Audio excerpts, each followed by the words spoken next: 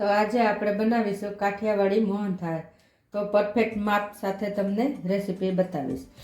આ ચણાનો લોટ છે 1 વાટકી, અડધી વાટકી દૂધ છે, 1 વાટકી ખાંડ, ઘી શેકવા માટે અને ઝીણા બદામ.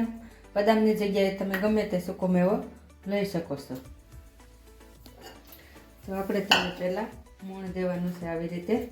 તો આપણે તવામાં અડધી ચમચી ઘી નાખી દઈશું અને ઘીને ગરમ કરી નાખવાનું છે.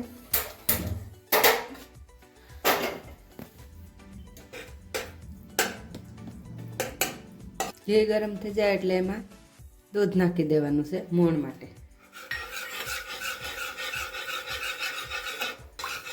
દૂધ ને ઘી ગરમ સરસ થઈ ગયું છે. હવે તેમાં બેસનનો લોટ નાખી દઈશું અને તેને આપણે મોણ દઈ દઈશું સરખી રીતે. આવી રીતે સરસ ભેળવી દેવાનું છે.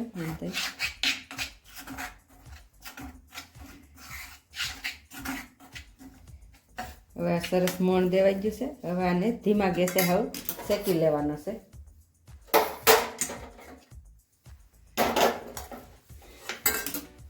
બે ચમચી જેટલું પાછું ઘી નાખવાનું છે. ઢીલું કરીને શેકવાનું છે હાવ.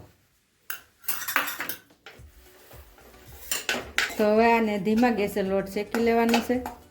લાલ લોટ થઈ જાય ને ત્યાં સુધી આવી રીતે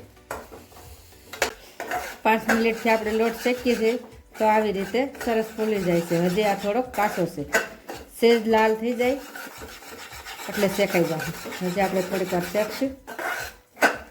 આવી રીતે બેહવા ન દેવાય એવી રીતે હલાવવાનો છે સરસ.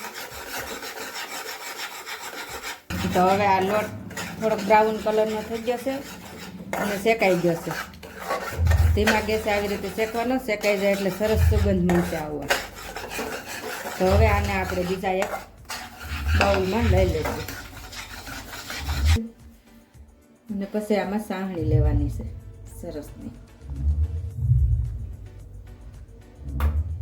તો હવે આપણે ખાંડની સાહણી લેવાની છે અને ગેસ ધીમો રાખવાનો છે. અડધો કપ જેટલી ખાંડ નાખીશું. લોટ હોય ને એથી થોડીક ઓછી. અને એમાં થોડુંક અમથું પાણી નાખવાનું. અડધો કપ જેટલું. ખાંડ વગોઈ જાય ને એટલું, બહુ ઝાઝું નહીં નાખવાનું. પછી તેને આ રીતે હલાવવાનું છે.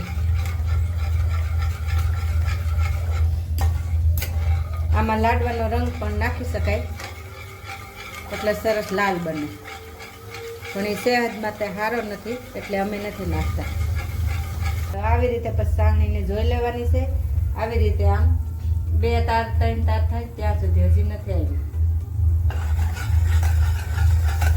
હવે આ સાહણી આવી ગઈ છે તો તેમાં આપણે આ શેકેલો લોટ નાખી દઈશું મારા સાહણીમાં. તો આપણે તેમાં લોટ શેકેલો નાખી દીધો છે સાહણીમાં અને થોડીક વાર તેને ગેસે રાખીને હલાવવાનો ધીમા ગેસે એટલે સરસ કઠણ બની જાય. તો હવે આવી રીતે સરસ બની ગયો છે. તો આપણે તેને એક ડીશમાં, નાની ડીશમાં લઈ લઈશું.